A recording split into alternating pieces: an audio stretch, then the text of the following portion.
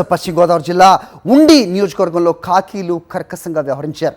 ఆకివీడు పోలీసుల లాఠీ దెబ్బలు తాళలేక ఉండి మండలం పొందువ గ్రామానికి చెందిన నవీన్ ఆత్మహత్య చేసుకున్నాడు. ఈ నెల 10న ఆకివీడు పోలీస్ స్టేషన్లో నవీన్ను సిఐ చరణ్ తీవ్రంగా కొట్టడంతో నొప్పులు భరించలేక ఈ నెల 11న గడ్డిమందు తాగేశాడు. హాస్పిటల్లో చికిత్స పొందుతూ నవీన్ చనిపోవడంతో కుటుంబ సభ్యులు కన్నీరు మున్నీరుగా వెలిపిస్తున్నారు.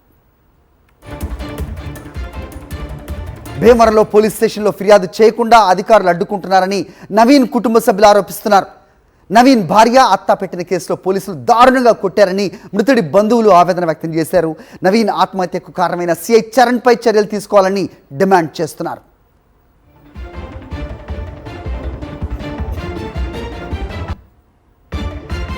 ఈ ఖాకీల కర్కశత్వానికి సంబంధించి పూర్తి డీటెయిల్స్ మా ప్రతినిధి రాజుని అడిగి తెలుసుకుందాం. రాజు, చెప్పండి, ఇలాంటి ఘటనే తమిళనాడులో తీసుకుంటే కనుక ఏ రకంగా వాళ్ళకి శిక్ష పడింది అనేది మనం చూసాం. ప్రస్తుతం ఖాకీల కర్కశత్వాన్ని ఎలా చూడాలి? ఎందుకు అతన్ని ఆ రకంగా కొట్టాల్సి వచ్చింది? ప్రస్తుతం సిఐ మీద అసలు కంప్లైంట్ తీసుకునే పరిస్థితి కూడా లేదని వినిపిస్తోంది. ఏం జరుగుతుంది అక్కడ? అప్డేట్ చెప్పండి. మరి ప్రధానంగా చూసుకునే కనుక పశ్చిమ గోదావరి జిల్లా ఉండి నియోజకవర్గంలో ఖాకీల కర్కశత్వానికి ఒక నిండు యువకుడి జీవితం బలైపోయినటువంటి ఘటన కూడా తీవ్ర కలకలం రేపుతుందని చెప్పొచ్చు.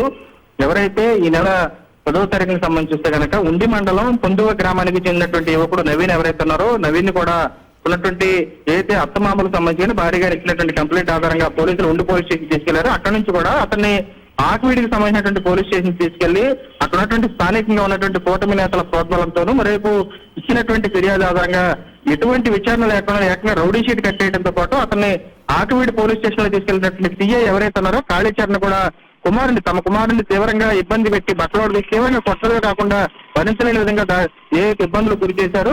దాంతో వెంటనే అతను 11వ తేదీన గడ్డి మందు తాగి ఆత్మహత్యం చేసుకున్నాడని చెప్పని ఎవరైతే నవీన్ తల్లి ఉందో పూర్తిగా బుజ్జి ఆరోపిస్తున్న పరిస్థితి కనపడుతుంది. భీమవరంలో ఇప్పటికే పోలీసు కంప్లైంట్ ఇవ్వకుండా అధికారులు ఎవరైతే ఉన్నారో పోలీసు అధికారులే తీవ్రంగా అడ్డుకుని ఇబ్బందులు గురి చేస్తున్నారని చెప్పి బాధితురాలు కూడా ఆరోపిస్తుంది. పూర్తి స్థాయిలో తాను ఆల్రెడీ గల్ఫ్లో ఉపాధి నిమిత్తం ఉన్నటువంటి తనకు కూడా తన కుమారుడు ఫోన్ చేసి జరిగినటువంటి ఘటన మరేపు పోలీసులు కొట్టినటువంటి టార్చర్ కి సంబంధించినటువంటి ఫోటోలు కూడా పెట్టాడని చెప్పని బాధితులు కూడా వాపోయింది. చూస్తే కనుక భీమవరం సంబంధించి పశ్చిమ గోదావరి జిల్లా హెడ్ క్వార్టర్ ఉన్నటువంటి భీమవరం సంబంధించినటువంటి పోలీసులు డిఎస్పీ గానీ ఎస్పీ గానీ ఫిర్యాదులకు సంబంధించి స్పందించకపోవడంతో బాధితురాలు ఎవరైతే ఉన్నారో ఆమెగానే కుటుంబ సభ్యులు కూడా ఏలూరు రేంజ్ డిఐజీ ఎవరైతే ఉన్నారో అశోక్ కుమార్ ని సంబంధించినటువంటి ఆశ్రయించారు. డిఐజీకి సంబంధించి ఫిర్యాదు చేసి తమకు సంబంధించినటువంటి న్యాయం చేయాలి, నవీన్ ఆత్మహత్య కారకుడైనటువంటి ఆకివీడు సిఐతో పాటు మిగిలిన వారిపై కఠిన చర్యలు తీసుకోవాలని చెప్పి కూడా వారు కూడా డిమాండ్ చేశారు. వెంటనే కోటాహున్న పశ్చిమ గోదావరి జిల్లా ఎస్పీతో కూడా ఎవరైతే డిఐజీ ఉన్నారో ఆయన కూడా ఫోన్ లో మాట్లాడి ఈ కేసుకు సంబంధించి విచారణకు సంబంధించి ఆదేశించడం జరిగింది. పూర్తి స్థాయిలో కూడా స్టేషన్ కి సంబంధించిన స్టేషన్ లో జరిగినటువంటి పోలీసుల లాఠీ ట్రీట్మెంట్ మూలంగానే తమ బిడ్డ చనిపోయాడు, తమకి న్యాయం చేయాలని చెప్పి తల్లి కూడా బోర్డులో వినిపిస్తున్నటువంటి పరిస్థితి కూడా కనబడుతుంది.